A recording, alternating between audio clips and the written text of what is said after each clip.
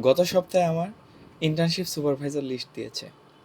এখন আপনারা হয়তো ভাবছেন, প্রথম ভিডিও তো দেখলাম ইন্টার্ন হিসাবে অফিস করতে, তাহলে এখন আবার কিসের ইন্টার্নশিপ সুপারভাইজার লিস্ট?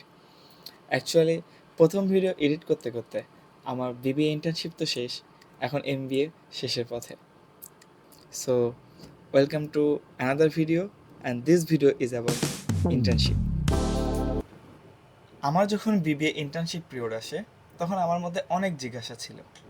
তো তখন আমি আমার মেন্টরের হেল্প নিয়েছিলাম। সো কিছুদিন আগে দেখলাম আমাদের জুনিয়র ব্যাচেরও ইন্টার্নশিপ সুপারভাইজার লিস্ট দিয়েছে।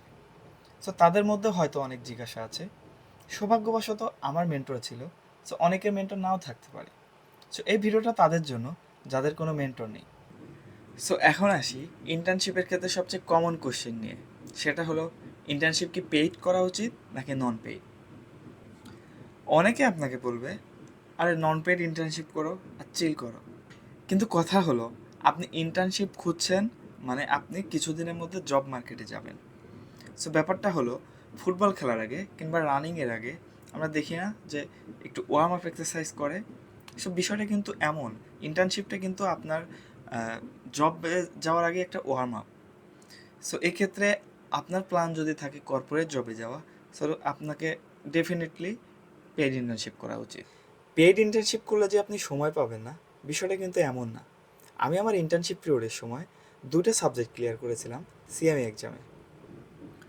পেইড ইন্টার্নশিপ করলে যে বেনিফিটটা পাওয়া যায় বলে আমি মনে করি, সেটা হলো আপনি প্রতিদিন অফিস করার মাধ্যমে আশেপাশে সবাইকে দেখে অফিস এনভায়রনমেন্ট থেকে অনেক কিছু শিখতে পারবেন।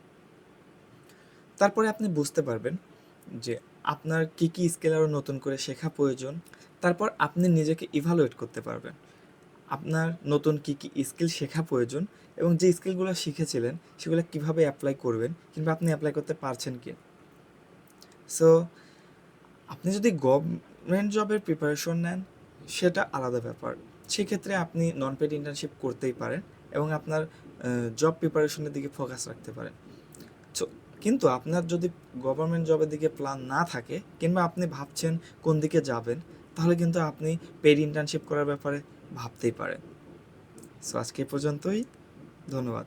আসসালামু আলাইকুম।